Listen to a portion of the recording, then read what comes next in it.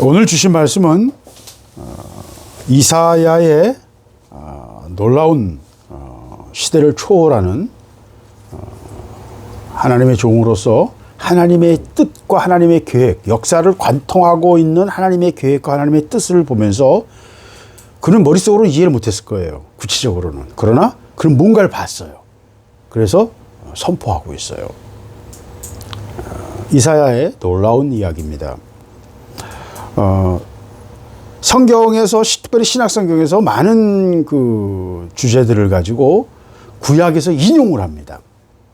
구약에서 인용을 해요. 본문을 인용하고 설교나 말할 때도 예수님께서 구약 본문을 인용하세요. 시편 또는 잠언 또는 이사야 또는 뭐 에스겔 이런 식으로 유명한 에스겔은 없어요. 예수님이 에스겔을 말씀 안 하셨고 에레미야 귀절을 말씀하셨죠. 그래서 그 여러 귀절들, 주로 시편을 많이 사용하셔서 성경의 말씀을 인용해서 말씀하세요. 예수님 자신도 그러셨고 베드로의 설교나 스데반의 설교나 또는 바울의 설교 속에서도 구약 성경이 그대로 인용이 됩니다. 그뿐만 아니라 전체적인 주제에 있어서도 역시 마찬가지예요. 오늘 본문에 보면 19절에 주의 죽은 자들이 살아나고 그 시체들은 일어나리라. 티끌에 누운 자들아 너희는 깨어 노래하라. 주의 이슬은 빛난 이슬이니 땅이 죽은 자들을 내놓으리라. 이 말씀은 사도 바울은 고린도전서에서 죽은 자들의 부활, 나팔소리와 함께 땅에서 모든 죽은 자들이 부활할 것을 묘사하고 있어요. 이 본문을 인용합니다. 예수님께서도 똑같은 말씀하셨어요. 먼저 믿는 자들이 일어나고 그 다음에 믿지 않는 자들도 사망의 부활로 일어난다는 거예요. 그러니까 이해가 잘 안 되죠. 그러니까 우리는 모두 다 영원한 존재라는 거예요. 우리 영혼이, 인간의 영혼이 영원한 존재라는 거예요. 그래서 없어진다면 형벌도 없는 거죠. 그죠? 근데 모든 인간이 다 결국은 부활한다는 거예요. 악의 심판의 부활로 구원, 영생의 부활, 구원의 부활로 각각 다르게 나타나겠지만 결국은 다 하나님 앞에 서게 된다는 거예요. 없어지는 게 아니라는 거예요.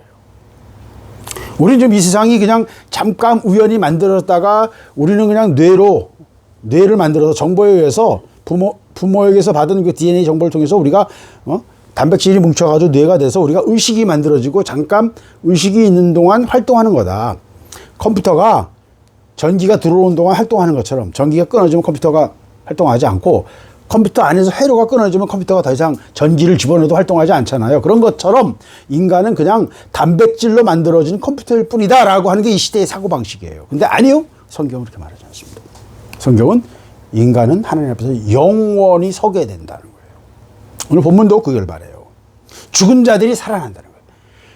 죽은 자들의 부활에 관해서 베드로도 말하고 바울도 말하고 요한도 말합니다.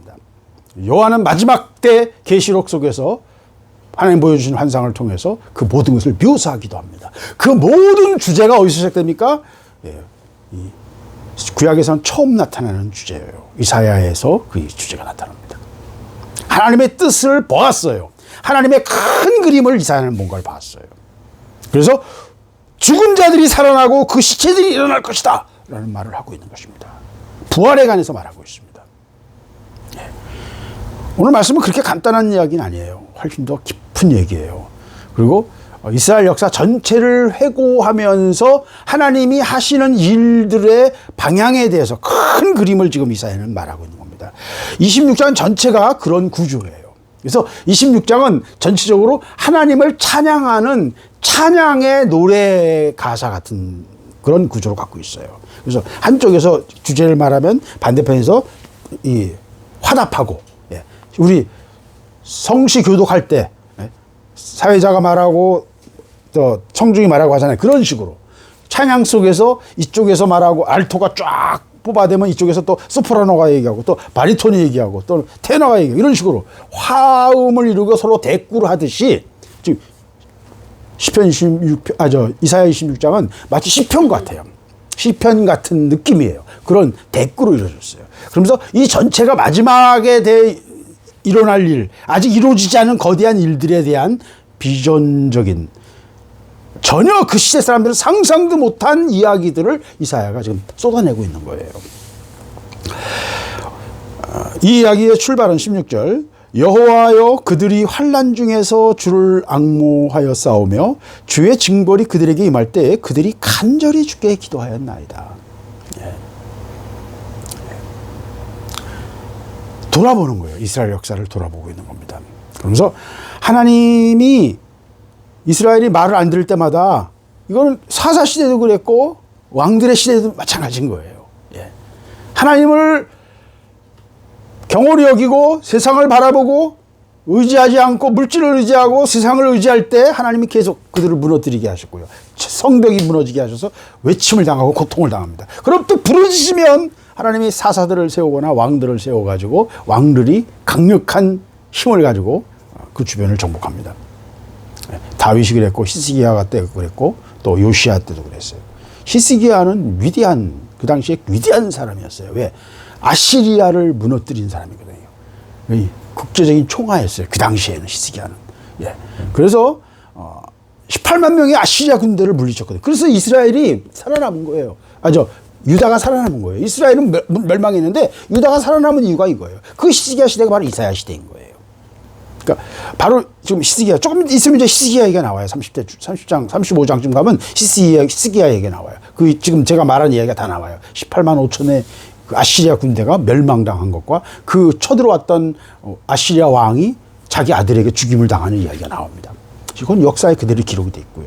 18만 5천이 전염병 페스트에서 패배한 것도 역시 역사에 그대로 기록돼 있어요. 그래서 오늘 이 말씀은요. 이스라엘 역사를 전체를 통해서 볼 때 환난 속에서 하나님이 이스라엘이 말 안 듣고 고집부리다가 하나님께서 환난을 당하게 하시고 주변 나라를 통해서 뭔가 압제를 당하고 고통을 당하게 하실 때 그들이 하나님을 앙모하고 간절히 기도하게 되었다. 그 얘기예요. 깨에서 기름을 뽑잖아요. 콩은 만져봐도 기름이 없어요. 그죠? 콩은. 근데 콩에서 기름이 나와요. 왜? 쥐어 짜면 나와요. 깨는 그냥 기름이 없어요. 참깨 봐도 기름 없잖아요. 이렇게. 누르면 나오긴 하는데 뭐 이렇게 기름이 줄줄 흐르는 거 아니에요. 그러나 쥐어 짜면 나와요. 예. 하나님이 받으시는 기도는요. 그냥 우리 입으로 나불나불하는 기도가 아니에요. 머릿속에서 생각으로 하는 기도가 아니에요. 하나님 받으시는 진정은요, 우리 영혼 깊은 속에 있는 참깨와 콩이 으깨져서 피를 흘리듯이 흘러나오는 우리 마음의 중심에 있는 소리. 그것을 은밀한 말이라고 그래요. 시편에서는 은밀한 말. 영혼의 소리라는 거예요. 마음속에서 우러나는 말. 정말 그게 진심이고 그게 진정이에요. 그런 거를. 진정이라고 해요. 가식이 있고요. 체면이 있고요, 사람이.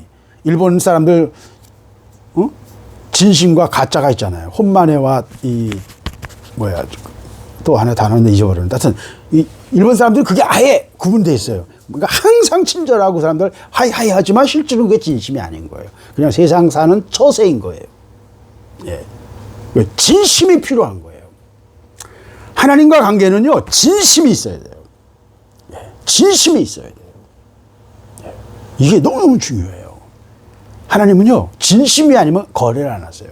네가 아직 덜 됐구나. 예. 덜 됐구나. 내 영혼의 소리가 필요한 거예요. 내 중심에서도 진정한 소리가 나와야 돼요. 그게 기도인 거예요. 그래서 간절히 주께 기도하였나이다. 이때 기도하였나이다라는 히브리어는 뭐냐면요, 양동이의 물을 쏟아 붓는 걸 의미해요. 쏟아 부었나이다. 문자적으로 해석하면 쏟아 부었나이다예요. 물을 쏟아 부었나이다. 내 영혼을, 내 땀을, 내 생명을, 내 피를 다 주님 앞에 쏟아 붓는다는 거예요. 쏟아 붓는 거예요. 그게 기도예요. 하나님 보시는 기도는요. 영혼이 하나님께 드려지는 영혼의 기도. 하나님은 그 기도를 받으시기 원하시는데 어느 때? 환난 속에서. 어느 때? 앞잡기 속에서. 깨를 볶아가지고 앞잡기에 넣어요. 그리고 짓눌러요. 수백 기압으로, 쇠로, 유압으로 해서 꽉 눌러요. 보통 우리가 있는 이 기압보다 수백 배로 눌러요. 누르면 기름이 쫙 빠져요. 네.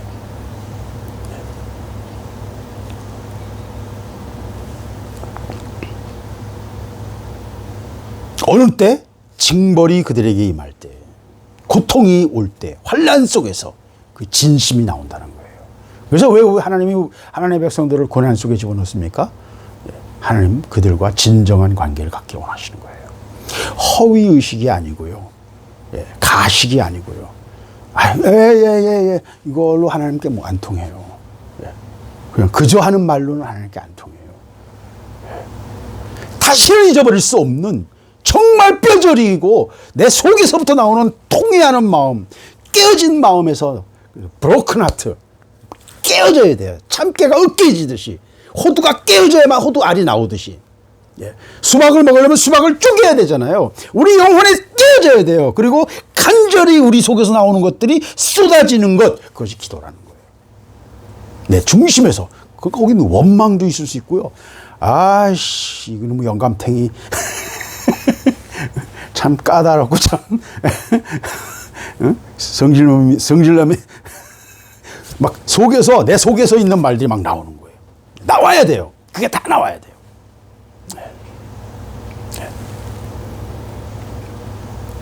그 상황을 17절에서 이렇게 묘사합니다. 여호와여, 잉태한 여인이 산기가 임박하여 산고를 겪으며 부르짖음 같이 우리가 주 앞에서 그가 같습니다. 이런 고통 속에서 부르짖는 것이 마치 산기가 찬 임산부가 애를 낳으려고 막 고통 속에서, 뭐 우리 딸내미들은 다 아직 애 낳아본 경험이 없으니까 공감이 안 되죠. 남자들은 영원히 이걸 이해를 못합니다. 너무나 극심한 고통이고 인생에서 다시는 하고 싶지 않은 고통이에요. 그런데 신기하게도 애를 낳은 다음에 그것도 잊어버려요. 왜? 아기를 키우면서 다 잊어버려요. 세로토닌이 엄청나게 분비돼가지고 그걸 잊어버려요. 망각을. 그래서 새끼를 또 갖는 거예요. 인간이 겪을 수 있는 가장 큰 고통 중에 하나예요. 산기가 임박해서 산고를 곱으면서 으악 소리 지르듯이, 남편이 근처에 있다가 머리털 다 뽑히고, 그 소리 지르듯이 부르짖음 같이 우리가 하나님 앞에서 그렇게 부르짖고 있다는 게 너무너무 고통스럽다는 거예요. 그래서 그 진정이 나올 때 하나님은 거래를 시작하세요. 반응하세요. 우리 중심이 나올 때. 적당히 피부를 긋는 정도로는 얘기가 되질 않아요. 아예 처음부터 얘기가 되질 않아요. 하나님의 다루심은요, 그런 것입니다. 그러면서 우리가 잉태하고 산고를 당하였을지라도 바람을 낳은 것 같아서 땅의 구원을 베풀지 못하였고 세계의 거민이 출산하지 못하였나이다. 가장 놀라운 말씀이에요. 정말 놀라운 말씀. 시대를 초월하고 있는 말씀이에요. 19절도 마지막 때 일어날 부활에 대해서 말하고 있다면 18절은 예수님이 오셔서 예수님께서 하나님의 뜻을 이해하시고 유대인이라는 자기들의 어떤 민족 이기주의, 편협한 선민의식이 아니고 모든 백성을 위하여 하나님이 예비하신 구원의 큰 기쁨 소식, 복음이라는 그 큰 은혜를 열어주셨는데도 많은 유대인들, 심지어는 제자들도 예수님이 십자가에 돌아가실 때까지 아무도 이해를 못했어요. 또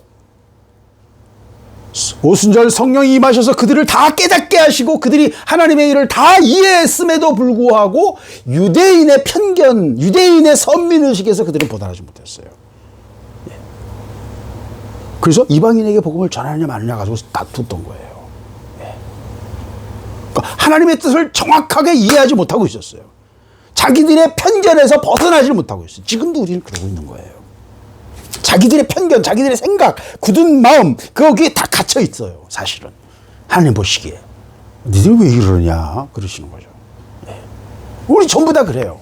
민족적 감정이 있고요, 우월감도 있고요, 또 피해의식도 있고요, 또 각자 개인이든 집단이든 지역이든 다 똑같아요. 결국 다 각자의 편견이 얽혀 있어요.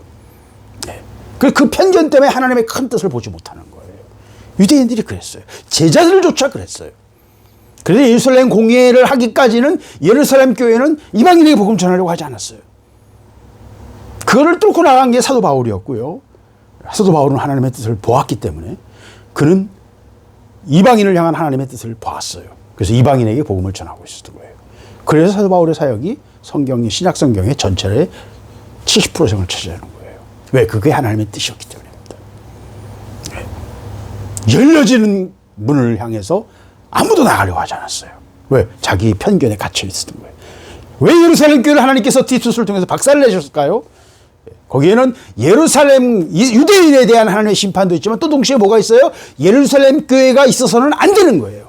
왜? 유대인의 선민의식 속에서 편견을 가지고 있는 기독교인 핵심 지도부가 있어서는 기독교는 이상한 방향으로 갈 거예요. 하나님 그렇기 때문에 예루살렘 교회를 박살내신 겁니다. 타이밍도 절묘합니다. 그 70년대쯤이면 거의 모든 제자들이 다 순교한 다음이에요. 요한과 한두 사람만 살아남았을 때예요. 하나님이 싹 지워버리십니다. 와이퍼가 거울을 저 자동차 앞 유리를 깨끗하게 하듯이 하나님께서 와이프했어요. 싹 쓸어버렸어요. 깨끗하게 하셨어요. 돌 하나 위에 돌 위에 얹어가 있지 않을 정도로 평탄화시켰어요. 평야를 만들어버렸어요. 예루살렘을. 네. 왜 그렇게 하셨을까요? 하나님의 뜻을 이해하고 그 뜻에 선다는 것은 이렇게 중요한 것입니다. 민족과 개인, 집단의 운명을 바꾸는 것이에요. 하나님의 뜻에 서는 것, 하나님 뜻과 같이 가는 것, 그 뜻에 순종하는 것, 너무너무 중요한 거예요. 이사야는 지금 그것을 보면서 하나님이 행하시는 일들을 보면서 이스라엘 역사 전체를 통해서 산고의 고통을 하고 부러짓고 그런 것이 얼마나 반복됐어요. 그런데 결과적으로는 얻은 게 없었다는 거예요. 이스라엘 민족이 열매가 없다. 내가 볼 때 우리 민족에게. 실제로 그랬잖아요. 실패했잖아요. 결국 고난은 고난대로 당하면서 결론이 없었던 거예요. 그게 인간이 하는 일이에요. 예수께서 오셨음에도 이스라엘은 하나님이 보내신 메시아를 메시아인 줄 알아보지 못했고 결국 그 메시아를 십자가에 못 박는 짓을 했어요. 그래서 2000년간의 그들의 방황이 고난이 시작되는 겁니다. 다 자기들의 선택의 결과예요. 우리 인생에 이루어지는 모든 일들은 우리 각자의 선택의 결과요. 내 조상으로부터 내려오는 선택의 결과요. 우리가 벗어날 수 없는 운명의 굴레와 같아요.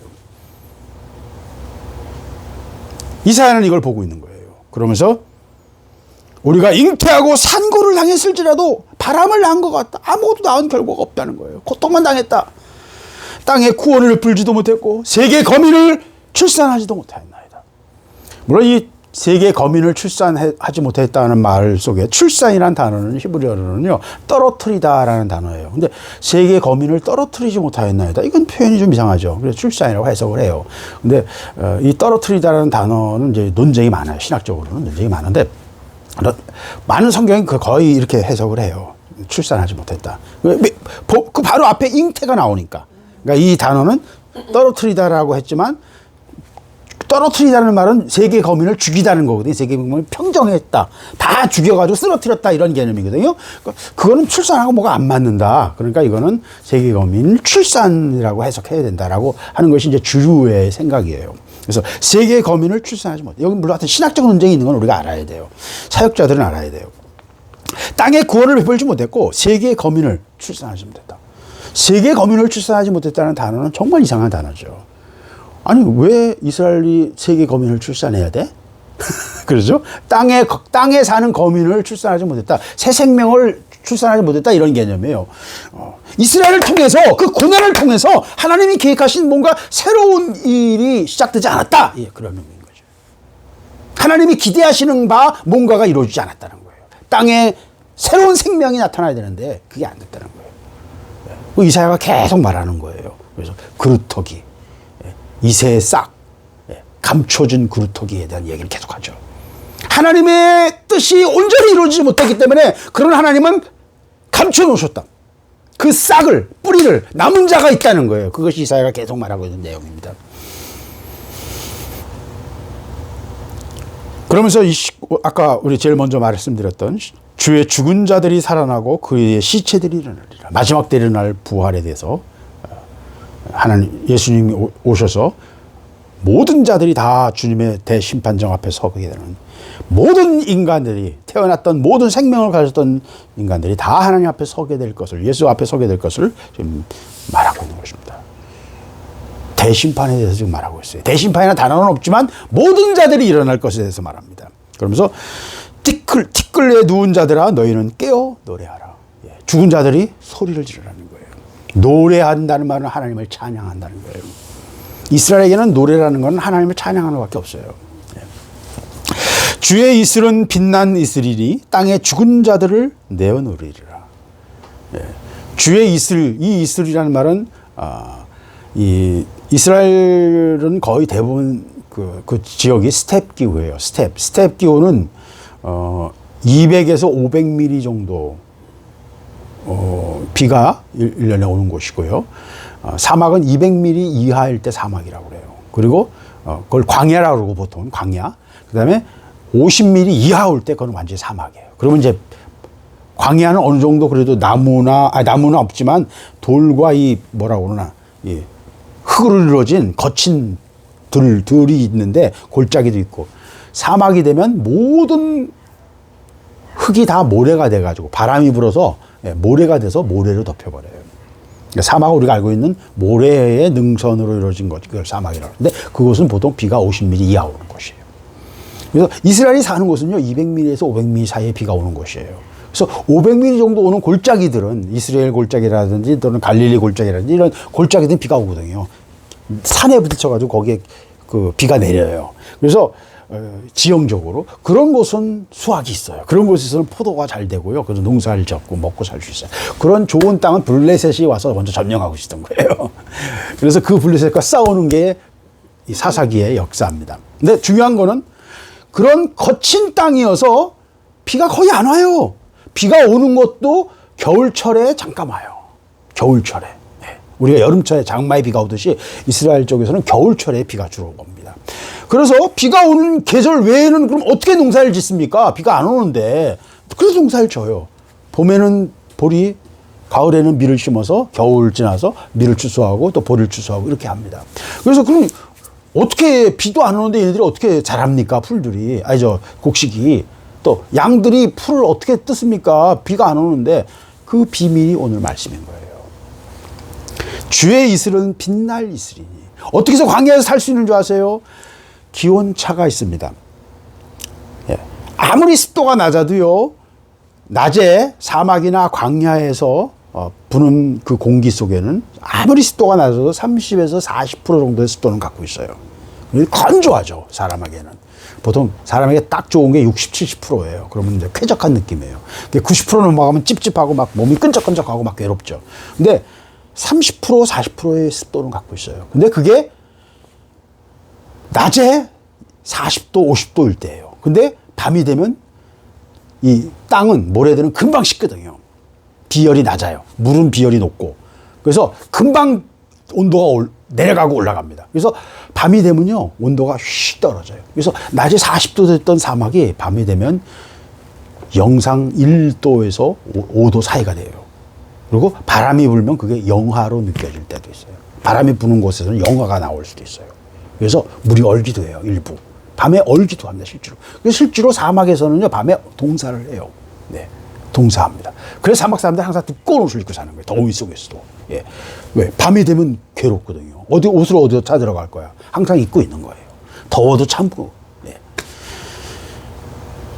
그래서 사막에는요, 저녁이 되면요, 온도가 낮기 때문에 30도, 40도에서 이 수분이 30%, 40%일 때 공기 속에서 수분의 밀도가 온도가 3, 4도가 되면요, 그게 70%, 80%가 돼요.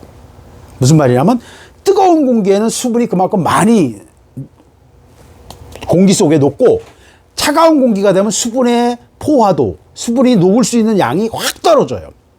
그래서 비가 오는 거예요.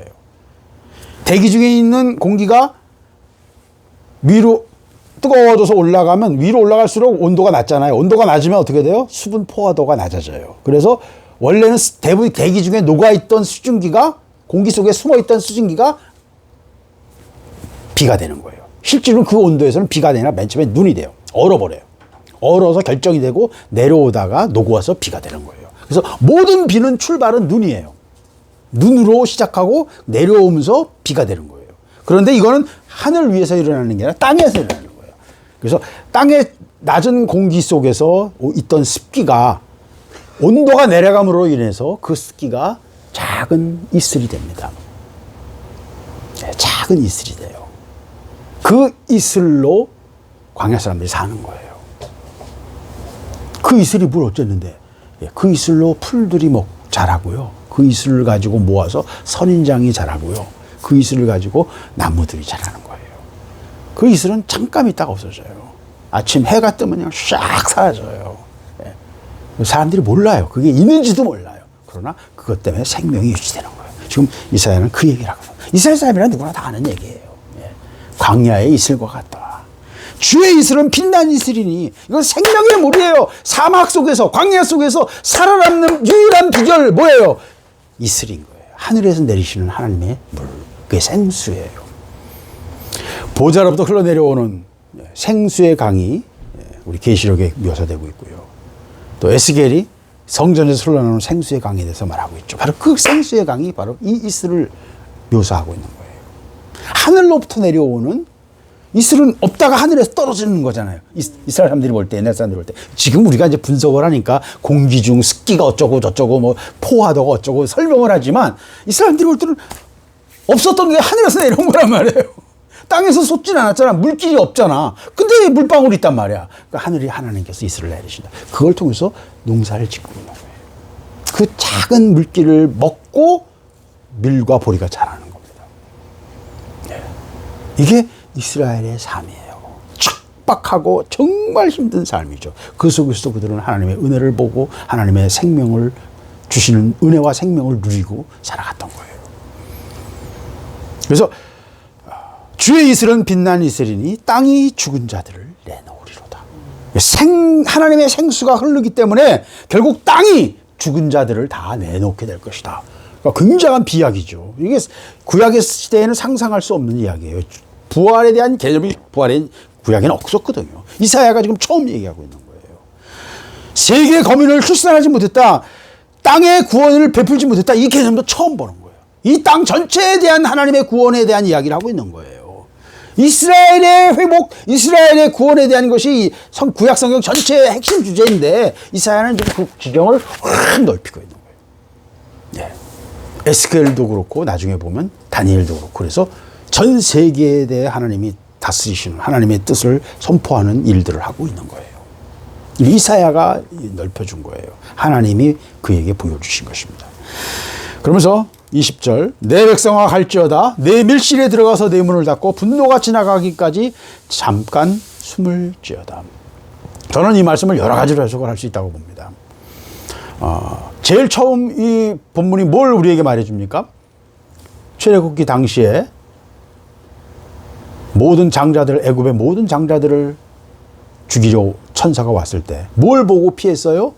그 문설주에 바른 피를 보고 피했어요. 그때 이스라엘 백성들은 다 어디에 숨어 있었어야 돼요? 그 피 바른 물설주 안에 숨어 있어야 되는 거예요. 밖에 있었으면 그가 장자라면 죽임을 당했어요.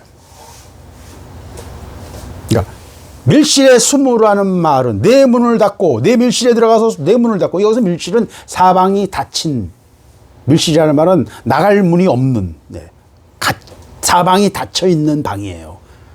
그러니까 꼼짝달싹할 수 없는 도망갈 수 없는 이라는 개념인 거예요. 밀실에 들어가서 내 문을 닫고 그러니까 이게 바로 6월절에 일어났던 애굽의 장자들을 죽일 때 피했던 이스라엘의 장자들이 살아남았던 비결이 뭐예요? 하나님이 지시하신 대로 양의 피를 바른 밀실에 숨었기 때문인 거예요. 우리의 구원도 마찬가지예요. 어린 양의 피를 받은 은혜 속에 밀실에 숨어 있어야 되는 거예요. 그게 구원의 비밀이에요. 왜 우리가 고난을 당해야 됩니까? 왜 우리가 예수의 십자가를 따라가야 됩니까? 왜 우리가 자기를 부인해야 됩니까? 우리가 은혜의 밀실 속에 들어가야 되기 때문입니다. 밀실에 숨어야 돼요. 분노가 지나가기까지 잠깐 숨을 쥐어다. 이 분노가 뭐예요? 땅을 온전히 심판하시는 하나님의 분노예요. 하나님의 공의예요. 이 공의에 우리도 얼쩡거리다가 다 날아가 버렸다. 그러니까 어떻게 해야 돼요? 숨어야 돼요. 숨어야 돼요. 내 백성아 갈지어다. 내 밀실에 들어가서 문을 닫고 분노가 지나가기까지 잠깐 숨어 있어라. 이 하나님의 방법이에요. 그래서 이스라엘이요, 저는 2000년 동안 방황했잖아요. 나라가 없어졌고요. 이것도 어떤 면에서는 하나님께서 이스라엘을 흩으신 거예요. 살려주신 거예요. 이스라엘 땅에 그대로 있었으면 그냥 다 박살났어요. 학살당했을 거예요. 네. 이슬람도 이스라엘을 미워하고요. 기독교인들도 이스라엘을 미워하고요. 다 미워하거든요. 네. 네. 질투와 원망과 재수없어 하는 선민의식 때문에 저 재수없는 놈들, 돈을 다 챙겨가고 가장 똑똑하고 모든 걸 항상 앞질러 가고, 네. 그게 이스라엘에 관한 이미지였어요. 고대로부터. 그래서 이스라엘은 살아남을 수가 없었어요. 이스라엘을 흩으신 건 이스라엘을 살리시기 위한 거고요. 밀실에 숨기신 거예요. 내가 볼 때는. 예. 분노가 지나가기까지 잠깐 숨을 지어다. 왜 분노해요? 그들이 선택에 의해서. 그들은 아무것도 낳지 못했고요. 그들은 하나님이 결국 보내신 예수 그리스도까지 십자가에 못 박아 죽이셨거든요. 그들이 선택한 결과였어요. 예. 어느 때는요, 우리가 밀실에 들어가야 될 때가 있어요. 밀실에 들어갈 때가 있어요. 분노가 지나가기까지 숨어야 될 때가 있어요. 하나님의 백성들이 엘리야가 이세벨을 피하기 위해서 숨었던 것처럼, 예. 과부집에 얹혀 살면서 숨어 있잖아요. 다 과부집 다락방에 숨어 있었잖아요. 예. 저기 남쪽으로 도망가가지고 광야에서 헤매고 시내산에까지 내려가가지고 숨어 있었어요. 도피했어요. 왜? 정치 권력에 군대를 가지고 자기를 쫓는데 뭐 어떡할 거야. 예. 엘리야가 능력이 많은데 왜? 하나님 그렇게 일하지 않으세요. 네. 그렇게 일하지 않으세요. 네. 숨어야 될 때가 있어요. 피해야 될 때가 있어요. 네. 그건 할 수 없기 때문이가 아니에요. 그것이 최선의 선택이기 때문이에요. 그걸 피하기 위해서는 또 많은 그들이 악을 행하는 자들이지만 그들을 진멸해야 되고 그들에게 고통을 줘야 돼요. 하나님 그걸 원하시지 않는 거예요. 엘리야를 하나님 못 구하시겠어요? 왜 이세벨에게 쫓겨다니게 만드셨겠어요? 하늘의 군대를 부르고 불병거를 부르면 엄청난 불벼락이 나타날 텐데, 엘리사를 지키던 그 하늘의 천사들의 군대를 개하시 눈을 열어서 보여주신 것처럼 얼마든지 엘리야를 구할 수 있었어요. 그러나 하나님 그렇게 안 하시지 않습니다. 피하게 하십니다. 그게 하나님의 전략이에요. 마지막 때 3년 반 동안 교회가 피난처를 도망가게 됩니다. 그 얘기까지 이미 이 말씀 속에 들어있는 거예요. 예. 이사야는 그것까지 보고 있는 거예요. 예. 내 백성아라 할 때는 여기 내 백성 속에는 모든 하나님의 부름을 받은 백성들이에요. 그건 이스라엘 제자들, 그 뒤에 바울을 통해서 복음을 듣게 된 수많은 이방인들, 지금 마지막 대추수로 구원받게 될 마지막 승선자들까지, 구조된 자들까지 모든 하나님의 백성들을 향해 말하고 있는 거예요. 그들이 어느 때는 밀실에가 숨어 있을 때가 있어요. 3년 반 동안 숨어 있을 때가 온다는 거예요. 그것까지 지금 이사야는 보고 있는 거예요. 제가 말하고 싶은 얘기는 역사를 관통해서 전체를 보고 있는 이사야의 관점을 보라는 거예요. 그러면서 21절, 보라 여호와께서 그의 처소에서 나오사 땅의 거민의 죄악을 벌하실 것이라. 언젠가는 여호와께서 나오신다는 거예요. 직접 나타나신다는 거예요. 지금은 스스로를 감추고 계시지만 여호와께서는 역사 속에서 나타나신다는 거예요. 그게 우리가 그것을 말세 대심판이라고 해요. 주님이 다시 오신 재림이라고 해요. 땅의 거민의 죄악을 벌하실 것이라. 땅이 그 위에서 찾았던 피를 드러내고 모든 순교를 얻고 덮었던 것들을 다 드러낸다는 거예요. 모든 죄악이 다 드러낸다는 거예요. 하나님 앞에서는 다 감춘 것이 다 드러낸다는 거예요. 그 살해당한 자를 다시는 덮지 않을 것이다. 사람을 죽여놓고 모세가 모래를 묻었잖아요. 그런 것처럼. 우리가 우리의 죄를 숨기잖아요. 덮잖아요. 근데 다 드러낸다는 거예요. 모든 것이 드러나는 때가 온다는 거예요. 대심판에 대해서 지금 얘기하고 있는 것입니다. 이사야는 성경 전체를 지금 보고 있는 거예요. 하나님의 역사 전체를 보고 있는 거예요. 하나님은 위대한 예언자를 통해서 하나님의 사역, 하나님이 행하실 일 전체를 그의 눈을 통해서 보여주시고 선포하게 하셨어요. 하나님은 그거 굉장히 중요하게 생각하세요. 왜? 선포함으로 하나님의 일이 이 땅에서 이루어질 수 있어요. 왜 그렇습니까? 하나님은 원칙이 중요하신 분이에요. 공의로운 분이거든요. 이 땅은 누구의 거예요? 인간의 것이에요. 사단이 무엇을 근거로 이 땅에서 역사를 합니까? 인간이 사단을 선택했기 때문이에요. 그럼 하나님 일하시려면 뭐가 필요해요? 인간의 선포가 필요해요. 인간의 선포가 필요해요. 사인이 필요하다고요. 그게 하나님의 종들이 해왔던 일들이에요. 하나님이 개입하실 수 있도록 인간의 사인이 필요한 거예요. 이게 영적 원리입니다. 인간의 사인이 필요해요. 인간의 동의가 필요하고 인간의 선포가 필요해요. 그래야 천사들이 움직일 수 있어요. 왜 우리가 기도해야 됩니까? 하나님의 군대가 움직이려면 기도해야 돼요. 우리가 기도해야 하나님의 군대가 움직일 수 있어요.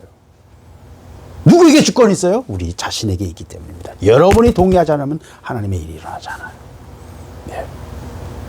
그래서 내 중심에 있는 그 진정을 쏟아내게 하기 위해서 하나님은 우리를 고난 속에 집어넣으신다 하는 것이 이사야의 관점입니다. 이사야가 보는 큰 역사의 흐름을 보고 있는 거예요.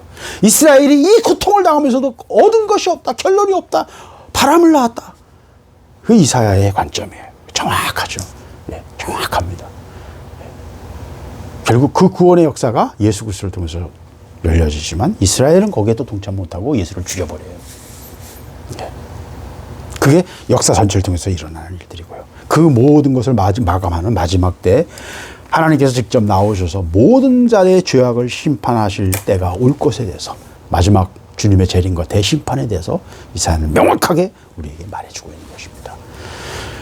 이 모든 것이 2700년 전, 예수님께서 오시기 전 700년, 지금으로부터 2700년 전에 역사 전체를 관망하며 외치고 있는 하나님의 종 이사야를 우리는 봐야 됩니다. 그리고 그 외침이 무슨 의미가 있습니까? 아무도 알아듣지 못하는데, 이스라엘들은 아무도 알아듣지 못하는데 아무 의미가, 아무런 문제가 없어요. 왜? 다른 사람이 이해하고 안 하고는 별로 중요하지 않아요. 이사야의 입을 통해서, 인간의 입을 통해서 이 모든 것들이 선포되어지고 이야기되어지는 것이 중요한 거예요. 하나님의 역사가, 하나님의 군대가 일할 수 있는 문이 열리는 거예요. 역사를 주관하시는 하나님의 손길들이 천사들을 통해서 그 모든 역사의 주관자들을 통해서 행하실 수 있는 합법적 권한을 사람의 입을 통해서, 선포됨을 통해서 이루어지게 되는 거예요. 이 영적 원리를 우리가 이해를 해야 돼요. 그래서 기도해야 됩니다. 이 기도는 아무렇게나 하는 게 아닙니다. 하나님 앞에 우리의 중심을 토로하는 것이고, 하나님의 뜻을 이해하게 되었을 때 그 뜻에 맞게 하나님 앞에서 선포해야 돼요. 기도는 폭격하는 것과 같아요. 미사일을 쏘는 것과 같아요. 네. 그 기도를 통해서 하나님의 역사가 일어나고요. 사단의 진영이 무너집니다. 그러니까 아무 데나 쏘면 안 돼요. 자기 편을 향해 쏘아서도 안 되고요. 예. 기도는 무서운 거예요. 그래서 하나님 앞에서 기도할 때 우리가 하나님의 뜻을 명확하게 이해하면서 기도를 해야 돼요. 구해야 할 바를 알아야 돼요. 중구난방 아무렇게나 구하는 게 아니거든요. 그래서 하나님 앞에 우리의 진정을, 내 중심의 진정을 쏟아내야 되고, 하나님의 뜻을 이해하고 그 뜻을 구해야 돼요. 하나님의 뜻이 하늘에 이루어진 것처럼 땅에서도 이루어지도록 구하는 것, 그게 우리의 기도가 되어야 된다는 것입니다. 이 관점을 이사야의 이 하나님의 역사 전체를 관통하고 있는 하나님의 뜻을 보면서 이 모든 것을 이야기하고 있는 이사야의 관점을 우리가 봐야 됩니다. 이 관점에 서야 우리가 하나님의 일꾼으로, 하나님의 종으로서 우리가 어떻게 설 수 있고, 우리가 무엇을 해야 되고 어떻게 기도해야 될지 우리는 보게 되는 것입니다. 이사야 26장이 우리에게 말하고 있는 것입니다. 어느 때는 내 밀실로 들어가라 할 때가 있어요. 이 밀실은 기도의 장소일 수도 있어요. 하나님이 가두시는 곳일 수도 있고요. 모든 환경을 끊고, 밀실에 들어가면 세상과 모든 환경이 다 끊어지죠. 다 끊어버리고 하나님께서 하나님과 만남의 시간으로 우리를 부르실 때가 있다는 것입니다. 밀실에 있을 때 우리는 밀실에서 하나님과의 만남을 깊이를 들어가야 돼요. 이것이 오늘 이사야가 우리에게 말하고 있는 것입니다. 기도하겠습니다.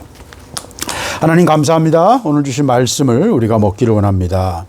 하나님의 큰 그림을 이사야가 보며 그 시대를 초월하여 아무도 깨닫지 못하고 아무도 보지 못하는 하나님의 뜻, 하나님의 역사를 그는 보며 마지막 때 일어날 일까지, 주님 재림에 일어날 일들까지 그가 선포하며 하나님의 종으로서 그 모든 하나님의 일들을 꿰뚫어 말하고 있는 것을 우리가 봅니다.